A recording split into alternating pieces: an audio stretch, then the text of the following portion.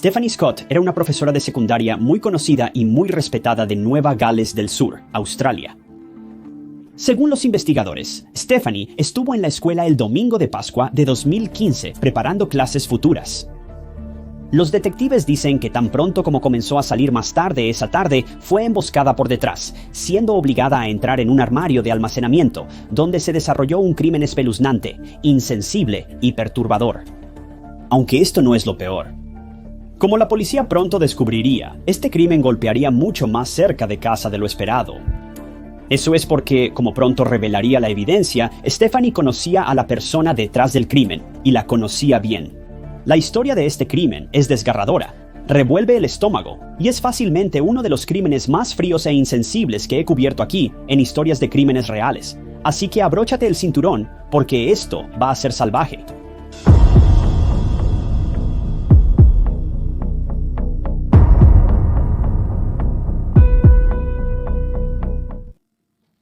Antes de adentrarnos demasiado en el caso, solo quiero recordarte que prácticamente todos estos casos provienen de sugerencias que ustedes proporcionan, así que si hay algún otro caso que les gustaría que cubriera en el futuro, solo háganmelo saber en los comentarios o en un correo electrónico.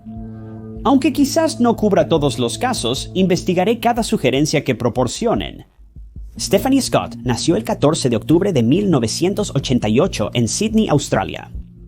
Hija de Robert y Marilyn Scott, Stephanie tenía solo 26 años en 2015 cuando ocurrió este caso. El padre de Stephanie fue director de una escuela secundaria cercana durante su infancia, por lo que ella estaba bien informada sobre los pormenores del sistema escolar público. Con esto en mente, no es sorpresa que ella misma decidiera unirse y convertirse en maestra de escuela después de la universidad. Stephanie enseñaba en la escuela secundaria Layton en Layton, Nueva Gales del Sur. Layton, comparada con ciudades similares en los Estados Unidos, es una comunidad muy pequeña con una población de solo unos 7,400 habitantes. Está a más de 80 millas de la ciudad más próxima, lejos del camino trillado. Al investigar este caso, encontré a varios residentes locales que insisten en que el pueblo es un lugar maravilloso para estar. Pero también encontré un par de comentarios sobre delitos en el área que son: una persona afirma que el abuso de sustancias es un problema significativo en Layton. Esta persona afirma que se ha convertido en un problema tan grande que verás a personas en las calles de Layton traficando a plena luz del día o vendiendo sobre el mostrador en sus tiendas de comestibles locales, aparentemente sin preocuparse por quién pueda verlos o denunciarlos. No puedo confirmar estos rumores, pero definitivamente te hace cuestionar la grandeza de la ciudad de Layton. En general, la mayoría afirma que Layton es el lugar perfecto para criar una pequeña familia, ya que es conocida por ser bastante tranquila, limpia y asequible para vivir. Para Stephanie Scott, la vida en Layton era perfecta. Tenía un maravilloso trabajo bien remunerado y un prometido amoroso al que le era ferozmente fiel. De hecho, Stephanie y su prometido Aaron, Lisa y Wooly tenían planeado casarse justo después de Pascua en 2015. Los dos eran novios desde la secundaria, lo que significa que debían haber estado saliendo alrededor de 10 años, comprometiéndose un año antes, en 2014. Su fecha de boda estaba programada para el 11 de abril de 2015, pero un cambio de planes inesperado y trágico obligaría a Aaron a cancelar su boda y dejar a las familias Scott, Lisa y Wooly rogando por respuestas.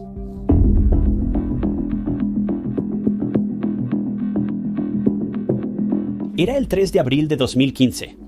Stephanie y Aaron se despidieron con un beso alrededor de las 12:30 p.m., sin saber que esta sería la última vez que se verían. La pareja fue invitada a una fiesta esa tarde, pero Stephanie tenía planes más ambiciosos. Stephanie y Aaron se casarán el 11. Ella pidió unas semanas libres en la escuela para irse de luna de miel juntos. La escuela contrató a un maestro sustituto para reemplazar a Stephanie mientras ella y su pareja estaban fuera, lo cual complació al personal. No se encontró información específica sobre la duración de la ausencia de la pareja, pero la mayoría de las fuentes sugieren que pudo haber sido de 2 o 3 semanas. Considerando esto, se esperaba que Stephanie preparara un plan de estudios para sus alumnos, aunque el maestro sustituto impartiría estas lecciones. Stephanie tenía mucho que hacer para dejar suficiente trabajo a sus estudiantes para las próximas semanas, mientras también se daba tiempo para planear y prepararse para su próxima boda. Stephanie le dijo a su prometido que lamentablemente tendría que ausentarse de la fiesta planeada. pero ella le aseguró que aún quería que fuera. Stephanie, por su parte, iría a la escuela secundaria Layton para terminar algunos planes de lecciones para sus alumnos antes de entregar la información al profesor sustituto. La pareja mantuvo contacto entre sí durante el resto de esa tarde, enviándose mensajes de texto de vez en cuando e incluso llamando y hablando por teléfono alrededor de las 10:30 de la noche. A la mañana siguiente, Stephanie volvió a la escuela para hacer los arreglos finales, informando a su prometido de sus planes a través de un mensaje de texto. Avisándole cuando salía de la casa, Aaron se vistió, se despidió de su esposa por teléfono y cargó su teléfono para poder llamar a Stephanie cuando volviera a la ciudad de Lynn. Habían hablado la noche anterior sobre ir a uno de sus restaurantes favoritos esa noche cuando Aaron regresara y Stephanie estaba de acuerdo con esto. Curiosamente, cuando Aaron intentó llamar a Stephanie más tarde ese día, su llamada fue al buzón de voz. Intentó varias veces después de esto, pero cada vez Stephanie se negó a responder. Aaron se convenció de que Stephanie debió haberse distraído por el trabajo o salido del aula, restándole importancia. Pero cuando llegó a casa más tarde esa noche, notó que su coche no estaba y no había rastro de su futura esposa en ningún lugar. Esto era muy inusual, ya que Stephanie era conocida por ser una persona muy puntual y organizada. Aaron estaba sumamente confundido y se preguntó si Stephanie habría estado en casa de un amigo. Volvió a subirse a su coche y comenzó a conducir por la ciudad, tratando de encontrar cualquier señal de Stephanie, mientras admitía para sí mismo que esto era un poco ridículo, sabiendo que prácticamente no había ninguna posibilidad de encontrarla sin ninguna pista a seguir. No creía que dar vueltas por la ciudad probaría algo, pero lo intentó de todos modos. Sentía que tenía que hacer algo porque esto era muy inusual para alguien como Stephanie. Su búsqueda por la ciudad no dio resultado alguno. Para entonces, él se encontraba muy ansioso. Llamó a los amigos de Stephanie, pero cuando ninguno supo de ella, comprendió que algo estaba terriblemente mal. Sin alternativa, Aaron canceló los planes de cena de la pareja esa noche y se fue a dormir, aunque admite que no durmió ni un solo momento toda esa noche.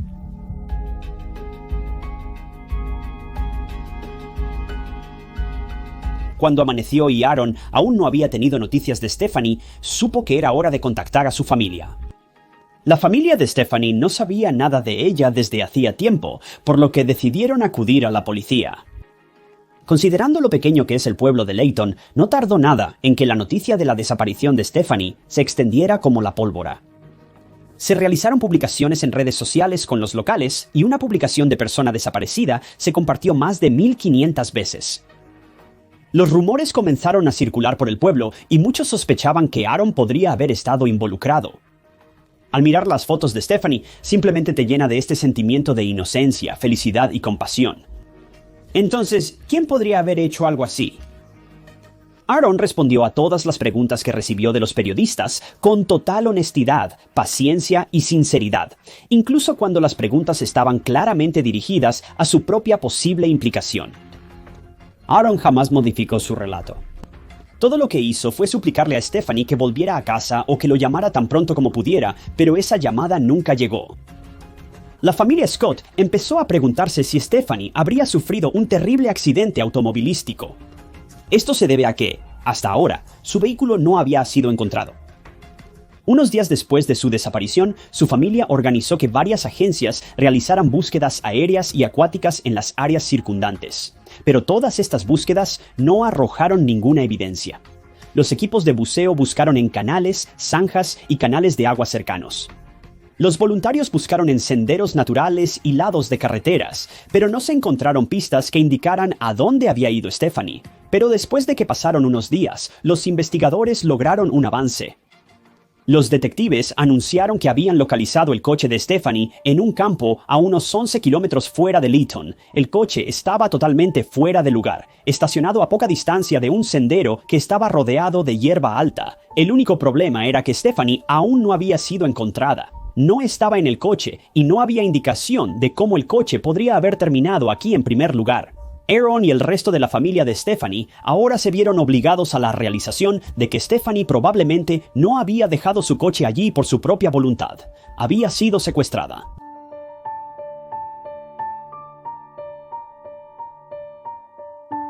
Lo interesante de la escuela de Stephanie, la preparatoria Lytton, es que la escuela parece haber tenido una seguridad notablemente estricta.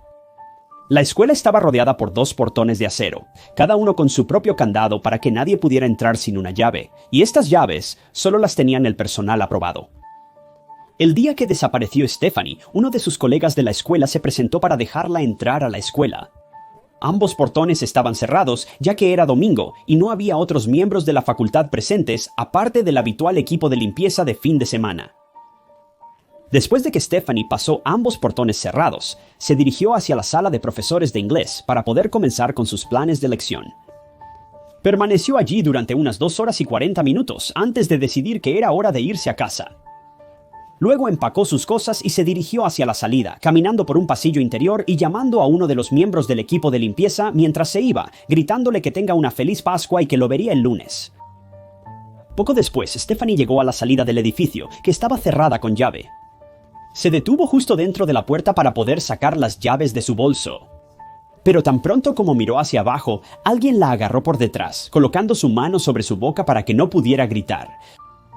Stephanie luchó muy agresivamente, arañándolo, gritando lo mejor que pudo y peleando en cada paso del camino. Arañó la cara del criminal, pero no pudo conseguir un agarre suficientemente bueno para permitirse liberarse. El agresor dominó fácilmente a Stephanie, apartándola de la puerta y arrastrándola a una sala de fotografía a poca distancia. Esta sala se había utilizado como cuarto oscuro por el departamento de fotografía para revelar fotos de sus asignaciones. Stephanie siguió luchando, pero fue inútil. El agresor, aún sosteniéndola desde atrás, cerró la puerta detrás de ellos, luego empujó a Stephanie al suelo, haciendo que ella cayera boca abajo con bastante fuerza. Ella siguió luchando a pesar de todo lo ocurrido, pero sus mayores esfuerzos no bastaron. Su atacante la golpeó ferozmente, golpeándola un total de 40 veces directamente en la cara. Según los detectives, probablemente cayó inconsciente después de unos 40 o 50 segundos. Luego, el atacante hizo lo impensable y se aprovechó de Stephanie mientras ella estaba incapacitada. El agresor desconocido luego sacó un arma y terminó la vida de Stephanie justo allí en la oscura sala de la escuela secundaria. Pero aquí es donde las cosas se vuelven particularmente locas. Recuerda que Stephanie no estaba sola en la escuela ese día. Los registros escolares indican que otra persona estaba en la escuela con ella. Un hombre que trabajaba limpiando en la escuela. 24 años, era uno de los conserjes más populares de la escuela, donde había trabajado durante mucho tiempo. Vincent vivía con su madre y hermano. Como probablemente fue la última persona que vio a Stephanie antes de su desaparición, la policía quería interrogarlo para entender mejor sus últimos movimientos conocidos. La policía habló con Vincent en un par de ocasiones, pero por razones que aún no están claras, comenzaron a sospechar un poco de él. Pidieron permiso para registrar su casa y parece que Vincent y su familia estuvieron de acuerdo. Esto resultaría ser un error crítico para Vincent. Durante el registro de su habitación, la policía halló un juego de llaves muy similar al que Stephanie solía portar. Pero las cosas estaban por empeorar drásticamente para Vincent. La policía pronto solicitó revisar el teléfono de Vincent, donde encontraron la evidencia más inquietante hasta el momento. Una foto de Vincent de una escena del crimen quemada. Se encontró un cuerpo humano que creían firmemente podría haber pertenecido a Stephanie. No comprendo por qué Vincent habría dejado imágenes como esta en su teléfono. ¿Por qué se quedó con las llaves de Stephanie? Tampoco tiene sentido. Probablemente las guardó como trofeo. Sin duda, la policía sabía que Vincent estaba involucrado en la desaparición de Stephanie. Pero no te vayas todavía. Eso es solo la punta del iceberg. A medida que la policía continuaba entrevistando a Vincent sobre el crimen, descubrirían cuán retorcido y perturbado estaba realmente este hombre.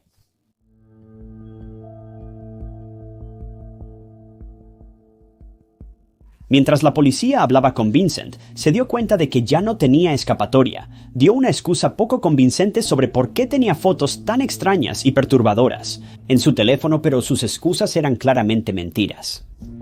La policía también había descubierto un par de esposas manchadas de sangre en su habitación, por lo que era bastante obvio lo que había sucedido aquí. Pero los detalles del crimen y el crimen que Vincent había planeado para el futuro son dos de los detalles más impactantes sobre este caso.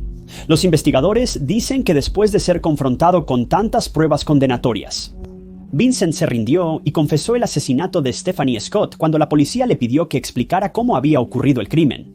Bueno, eso es cuando las cosas se volvieron extremadamente espeluznantes. Para decirlo suavemente, Vincent confesó todo. Discutimos hace un momento agarrarla por detrás y lanzarla al cuarto oscuro de fotografía. Luego terminar su vida mientras ella estaba inconsciente, pero después de que él había hecho esto. Vincent explicó que dejó caer su cuchillo en el suelo del cuarto oscuro y se fue a casa. Se preparó un sándwich de queso y una taza de café, disfrutando de una buena comida antes de volver a la escuela. Para limpiar después de sí mismo, recogió casualmente todos los objetos que Stephanie había dejado caer durante la lucha, incluyendo sus llaves del coche. Luego levantó a Stephanie, la colocó sobre una lona de plástico en el maletero de su propio coche. Regresó a la escuela para terminar de limpiar, usando una lavadora a presión en la escena del crimen. El sospechoso huyó de la escena del crimen en el coche de Stephanie, condujo hasta su casa y lo estacionó detrás de un cobertizo. Regresó a su patio trasero, luego volvió a la escuela para recoger su coche. Al llegar, tomó su vehículo y decidió volver adentro para quitar algunas tablas del piso, del cuarto oscuro para ocultar mejor su crimen. Esta línea de tiempo fue confirmada por un oficial de policía. La cámara de tablero de alguien captó el coche de Vincent aproximadamente a las 3:35 p.m. ese día. Un rato después, volvió a entrar en el coche de Stephanie y condujo hasta una gasolinera local, llenando un contenedor de gasolina y luego volviendo a entrar en el coche de Stephanie. Esta escena fue captada más tarde por las cámaras de circuito cerrado de televisión, corroborando el relato que Vincent había dado a los detectives. Al día siguiente, el 6 de abril, Vincent volvió a conducir el coche de Stephanie, esta vez al Parque Nacional Cocopara, entre 50 y 70 kilómetros de la escuela secundaria. Colocó su cuerpo en el suelo junto a varias piezas de evidencia de la escena del crimen y posiblemente objetos condenatorios encontrados en el coche de Stephanie. Cubrió a Stephanie con todos los objetos y gasolina, luego encendió un fuego y se alejó. Mientras conducía el coche de Stephanie, tiró varios objetos y botes de basura en su camino de regreso a Lytton. Ninguno de estos objetos fue recuperado nunca por la policía, ya que habían sido llevados a varios vertederos para cuando la policía llegó a investigar. Cuando la policía realizó búsquedas adicionales en la casa de Vincent, después de que él admitió el crimen, encontraron un extraño cuaderno que incluía varios detalles sobre una niña local que se creía tenía alrededor de 12 años. Cuando la policía interrogó a Vincent sobre estos cuadernos, él ni siquiera intentó mentir. Admitió que había estado acosando a una niña local y que ella estaba planeada para ser su próxima víctima. En entrevistas posteriores, Vincent admitiría haber tenido pensamientos violentos desde los 8 años aproximadamente. A menudo pensaba en cómo sería terminar con la vida de alguien, y Stephanie simplemente tuvo la mala suerte de estar en el lugar equivocado, en el momento equivocado. Y Vincent finalmente vio su oportunidad de actuar sobre sus retorcidas fantasías. Stephanie era una joven brillante y amorosa, a quien se le robó del mundo demasiado pronto. Stephanie tenía mucho que ofrecer a sus estudiantes, pero este inútil pedazo de desecho humano la robó de su familia, su amado prometido y sus estudiantes antes de que su vida realmente hubiera comenzado. En los años posteriores al crimen, Vincent fue naturalmente condenado a cadena perpetua. La familia de Vincent presentó cargos contra el Departamento de Educación de Nueva Gales del Sur y la empresa de limpieza donde él trabajaba. Se alcanzó un acuerdo privado, pero esto no alivió el dolor que la familia de Stephanie llevará por siempre. Aaron, el prometido de Stephanie, finalmente encontró el amor de nuevo y se comprometió con alguien en 2021, haciendo todo lo posible para sanar del inolvidable trauma al que fue forzado. La vida de Stephanie puede haber sido trágicamente cortada, pero la única luz al final del túnel, si es que hay una, es que la investigación ayudó a cerrar a otro monstruo que merodeaba las calles y afortunadamente puede haber salvado la vida de esa niña de 12 años que estaba próxima en la lista de Vincent. Gracias por sintonizar otro episodio de Historias de Crímenes Reales. Si quieres ver más documentales de crímenes reales como este, asegúrate de darle a ese botón de me gusta y suscríbete si quieres ayudar a apoyar el canal. La mejor manera de hacerlo es simplemente dejando un comentario abajo. Cualquier comentario ayuda al canal mucho más de lo que puedes imaginar. Si quieres ayudar económicamente, puedes hacerlo haciendo clic en el botón azul de unirse que está abajo o comprando una taza de historias de crímenes reales como la que ves en el escritorio detrás de mí, de TyKnots.com. Pero con eso, mi nombre es Ty Knots y los veré, chicos, en el próximo video.